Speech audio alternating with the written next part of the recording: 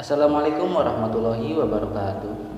Perkenalkan, nama saya Jelani, mahasiswa Universitas Indraprasta, Fakultas Ilmu Pendidikan dan Pengetahuan Sosial, dengan program studi bimbingan konseling.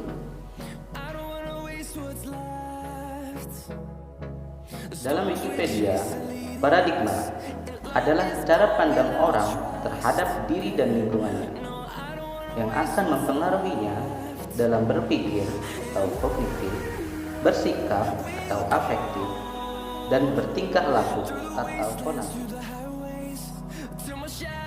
Sedangkan bimbingan konseling adalah suatu proses interaksi antara konselor dengan konseling, baik secara langsung maupun tidak langsung, dalam rangka untuk membantu konseling agar dapat mengembangkan potensi diri. Berikut kami tayangkan sesi wawancara dengan dua narasumber kami mengenai paradigma BK dan sedikit tentang konselor. Oke, kali ini saya sedang bersama teman saya akan berbincang mengenai BK, bimbingan konseling atau konselor. Boleh dong perkenalkan dulu namanya siapa dan profesinya apa? Silakan.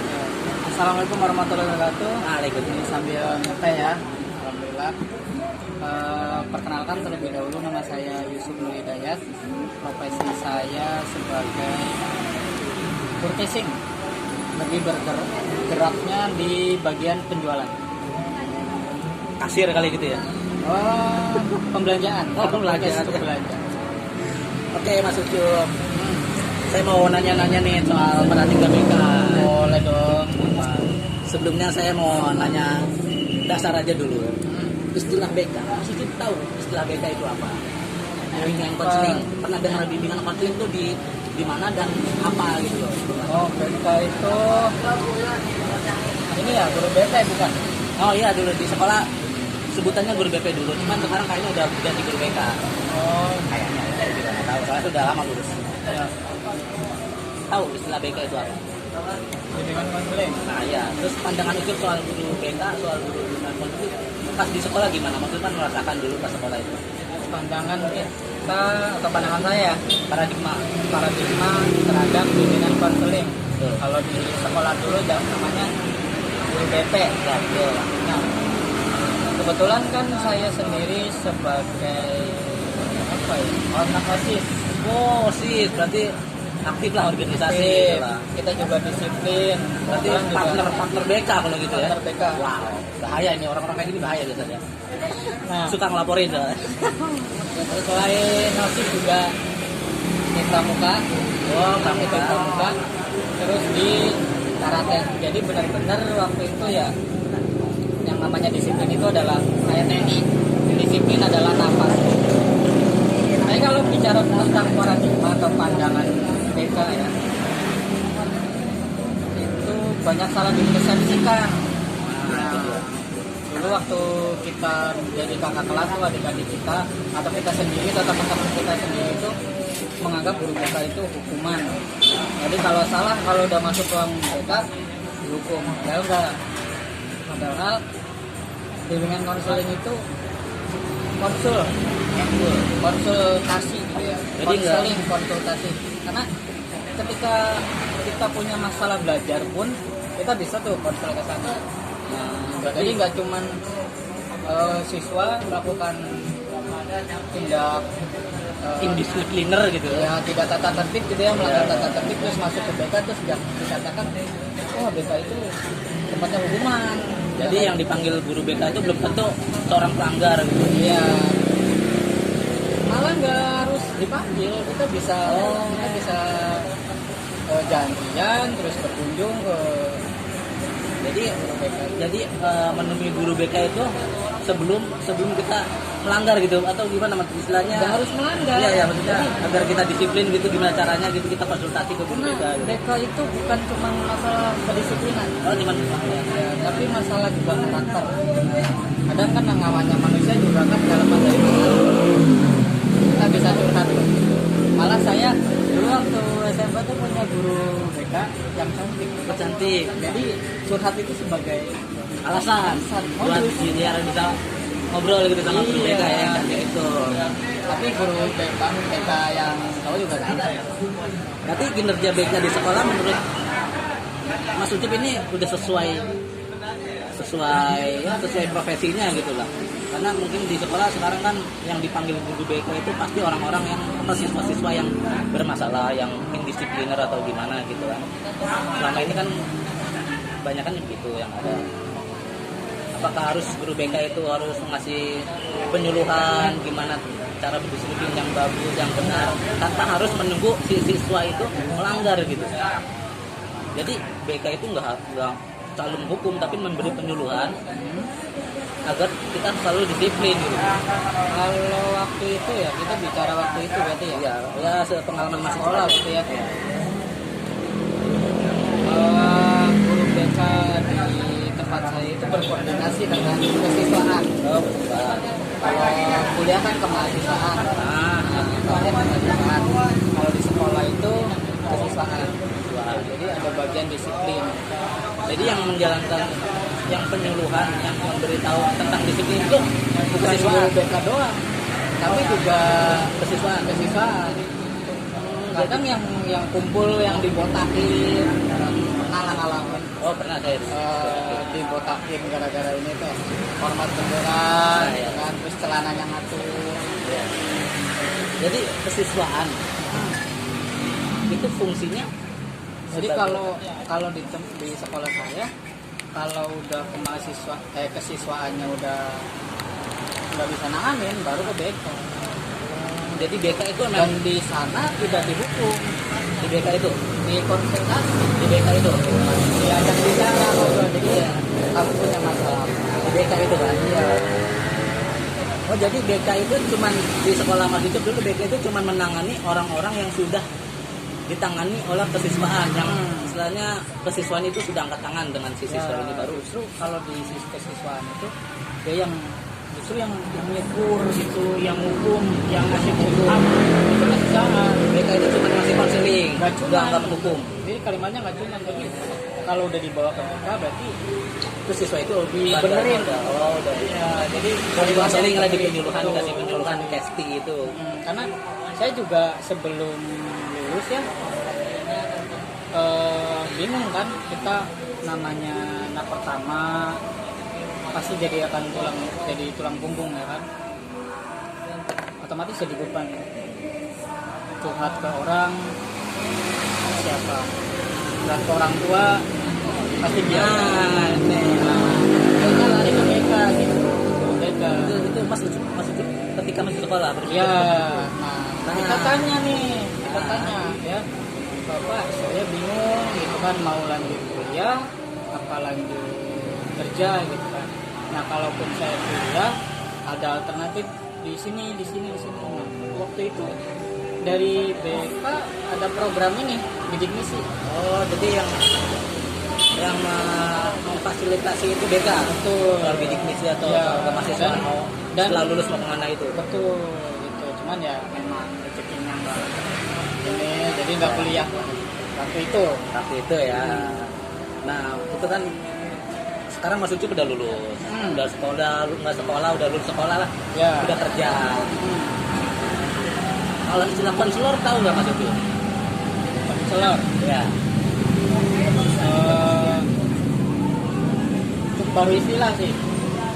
Profesi konselor itu profesi. Oh, konselor. Profesi konselor tahu nggak? Berarti guru BK-nya apa gimana? Nah konselor itu ya profesi seseorang yang sudah lulus S1 bimbingan konseling dan melanjutkan pendidikan formal, pendidikan lanjutan, bukan kuliah lagi tapi pendidikan lanjutan. Sambil makan nggak apa ya? Silakan. Makan ya. Apa namanya?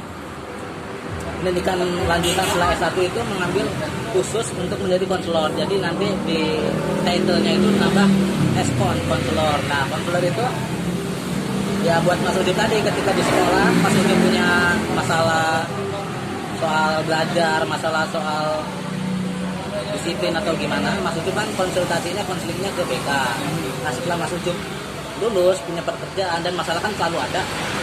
Mau bagaimanapun hidup kita selalu punya masalah lah. Oh, berarti konselor itu nanti konselor itu ya itu. Nggak, Jadi nggak harus jadi guru atau jadi dosen, berarti bisa buka praktek, bisa buka praktek seperti psikolog, kalau atau psikiater. Nah, konselor itu hampir sama sih sama psikolog, cuman dia agak lebih santai lah untuk masalah-masalahnya. Seperti konselor itu lebih ke menangani casti itu kan, pasti apa itu? casti itu keseharian efektif sehari-hari terganggu, Oh, jadi dirubah ke keseharian efektif sehari-hari. Nah, yang keseharian efektif sehari-hari yang terganggu itu kita konseling ke konselor. Gimana nih agar casti kita menjadi cash itu kan keseharian efektif sehari-hari. Nah, jadi lebih ke masalah-masalah motivator ya? Iya, masalah ringan lah, itu punya masalah soal bisa tidur mungkin, atau dalam dua pilihan, entah itu soal asmara atau soal profesi, maksudnya bingung mau memilih A atau si B. Nah, mungkin bisa konseling ke konselor gitu. Itu Mas. Nah, ini kan saya baru tahu itu konselor, maksudnya di kita ya diumumkan rata-rata kan kenalnya psikiater psikiater atau ya. psikolog. Iya. Nah, kalau konselor itu ditemuinya di mana? Padahal itu sama seperti psikolog atau psikiater, cuman dia lebih ke buka apa namanya, Atau jasa di rumah, atau profesinya itu di rumah, atau mungkin bisa cari di web apa gimana. berarti konselor itu Pasti gelar. Nah, sedangkan profesinya itu psikolog. Konselor itu profesi, gelarnya itu espons itu Mas. Nah, jadi jika masuk mengalami punya masalah, sesuatu masalah dan tantangan dalam hidup nih, maksudnya punya masalah Ya. dan ingin berkonsultasi. Nah, kira-kira Mas Yusuf mau datang ke mana? Ke konselor, psikolog, atau psikiater? Masalah mungkin masalah keluarga atau masalah profesi gitu. Biasanya sih curhat ke teman. Ke teman ya, Iya, tapi kalau yang lebih ke profesional mungkin. masalahnya kalau udah ini ke Pak Ustadz gitu. Oh, Ustadz ya, ya. Misalnya kitanya kalau kadang kalau enggak ke ibu saya gitu. Oh gitu, emang sih. Ya. Cuman kan kadang kan masalahnya ada sama orang keluarga kan. Iya, betul. Masa masalah keluarga di sampai ke ibu gitu kan. Biasanya Pak Ustadz, Pak Kiai gitu. Pakai saya berarti ya. Ya. Oh, jadi begitu ya maksudnya ya. Karena baru tahu ini Mas istilah konselor. Ya mungkin memang agak asing juga di telinga karena- kita kan. Ya kan kita kan ekonomi Iya, menengah kan menengah ya. kalau ada masalah ya curhatnya psikiater kan mahal. psikiater kan psikiater tuh buat aduh gimana, psikiater itu terlalu tinggi ya. Iya. Orang seperti kita ya kayaknya agak nggak mungkin ke Iya, psikiater. makanya paling kalau ada masalah. Ke psikolog juga nggak mungkin juga tuh. Kecuali Kadang kalau masalahnya itu udah nah kalau maksudnya masalahnya udah stres, itu kan kegangguan jiwa. Maksudnya gangguan jiwanya terganggu gitu, melakukan hal-hal yang nggak normal lah. Nah itu Mas Ucup konsultasinya ke psikolog, itu baru betul. Kalau cuma masalah keluarga, masalah profesi, konsultasi ke konselor. Tapi kalau udah berat, Mas Ucup udah depresi, ya amit-amit udah mau bunuh diri gitu kan karena ditolak cinta atau bagaimana. Nah itu Mas Ucup udah gangguan jiwa, udah gangguan mental, ya, lebih baik ke psikolog, konsultasi ya. Yang mudah-mudahan sih enggak ya. kadang kalau saya udah stres banget Doa itu ya, itu emang cara terbaik ya. Terbaik dan termurah sih kayaknya. karena satu kalimat mungkin ya, jika tak ada bahu pacar untuk bersandar, jangan paksakan bersandar di bahu jalan, masih ada saja untuk kasih Subhanallah. Masalah. Oke Mas Ucup, terima kasih atas waktunya dan terima kasih banget lah ini intinya. berarti ini kebetulan nih saya dapat ilmu juga nih. Oh, saya juga. Ada dulu kan saya kenalnya BPPK gitu kan. Nah ini sekarang ada istilah konselor. Iya, kita juga saling berbagi. Saya juga kan dari tahu ternyata kan profesi konselor itu belum banyak diketahui. Iya, belum banyak diketahui. Ya makanya saya mengambil tugas ini, paradigma BK atau konselor ini ya biar tahu di lapangan itu konselor itu gimana gitu kan pandangannya. Ya gini kenyataannya kan. Ya gitu. Terima kasih Mas Ucup sebelumnya. Dan sampai di sini dulu kawan-kawan. Wawancara kita, tanya-tanya kita dengan Mas Ucup. Ketemu lagi di sesi selanjutnya. Assalamualaikum. Kali ini saya bersama teman saya lagi. Coba perkenalkan dulu nama kamu siapa dan profesi kamu apa? Hai, nama aku Yuli. Aku kerja sebagai karyawan di salah satu perusahaan swasta di Jakarta. Oke, Mbak Yuli aja ya manggilnya ya. Mbak Yuli, saya mau nanya-nanya nih soal mengenai paradigma BK, bimbingan konseling. Mbak Yuli tahu istilah BK kan? Seperti pas sekolah mungkin atau Ya ada. gimana pandangan Mbak Yuli soal BK dulu di sekolah? Pandangan saya ya lumayan berpengaruh ya kalau buat di sekolah gitu ya. Dia tuh apa ya? Gak cuma menangani untuk siswa-siswa yang nakal gitu. Dia juga bisa menangani untuk siswa-siswa yang bermasalah. Ya misal bermasalah dengan teman, dengan keluarga, banyak kan. Dengan keluarga. Jadi tempat curhat dari segala aspek gitu ya, nggak cuma soal Bisa sekolah. disebut gitu ya. Pengalamannya gimana soal dulu pas sekolah, pengalaman dengan guru BK, pernah berurusan mungkin dengan guru BK karena ingin hanya untuk konsultasi, atau mungkin Mbak Yuli pernah nakal gitu dulu di Saya sekolah? pernah tuh. Ya dulu pernah berantem sama temennya, jadi dipanggil gitu sama guru BK. Gimana cara guru BK itu menangani kenakalan Mbak Yuli itu dulu gimana? Apa dihukum, apa dikasih konseling, gimana cara berteman? Kan Mbak Yuli berantem. Nah, dihukum dan dikasih konseling bagaimana cara berteman dengan baik agar tidak berantem gitu atau gimana? Dulu pas sekolah dulu dikasih arahannya gimana oleh guru BK? Ya dikasih arahan gitu ya, dikasih arahan untuk harus cara berteman yang baik mungkin. Biar nggak berantem gitu. Ya, Dan akhirnya baikan juga kan sama teman itu kan? ya enggak juga. Enggak juga ya. Mungkin depan guru BK baikan Iya, gitu lah ya. betul. Nah, ya. Cuman penting sangat penting sekali ya peran guru BK itu untuk Ya penting. dulu pas Mbak Yuli sekolah. Nah sekarang kan Mbak Yuli udah kerja, udah nggak sekolah. Dulu kan istilah BK mungkin tahunya zaman Mbak Yuli sekolah. Nah untuk konselor, Mbak Yuli tahu nggak istilah konselor itu apa? Ya belum paham apa ya itu konselor. Nah konselor, dulu kan Mbak Yuli ketika di sekolah punya masalah dengan teman, dengan keluarga tadi bilangnya kan, dikasih tahu apa konseling, curhat gitu kan ke BK. Nah kalau Mbak Yuli di tempat ketika Mbak Yuli punya masalah,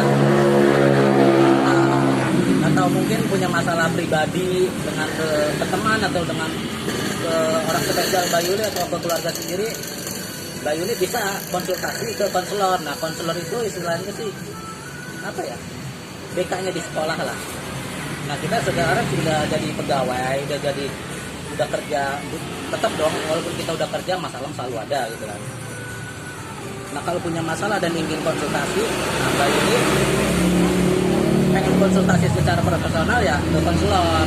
Kalau masalah Mbak Yuli hanya sekedar masalah-masalah yang masih belum mengganggu kejiwaan Mbak Yuli, misalnya masih ringan, misalnya putus cinta, Mbak Yuli galau, terus galau soal mau memutuskan kelanjutan karir Mbak Yuli di perusahaan Mbak Yuli yang sekarang kerja, mau lanjut atau cari kerja lain. Nah Mbak Yuli bisa konsultasi ke konselor seperti itu gitu Mbak Yuli. Jadi sedikit tahu sekarang soal konselor itu bagaimana.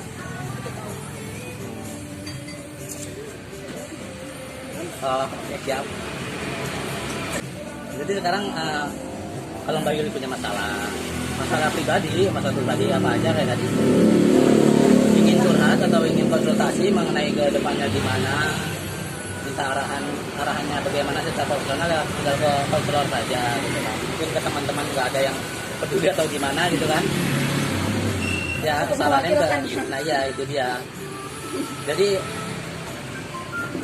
soal paradigma BK atau konselor ini Mbak Yuli cuma tahu di BK aja ya. Untuk konselor Mbak Yuli belum tahu. Nah itulah teman-teman soal BK mungkin banyak yang tahu karena hampir rata-rata semua kita pernah sekolah. Dan untuk konselor sendiri emang masih agak awam di telinga kita, di kehidupan kita gitu kan. Untuk konselor sendiri, untuk konselor itu masih awam. Karena kita taunya ya kalau punya masalah, apalagi soal dikit-dikit aja kita permasalahan sepele gitu dikit.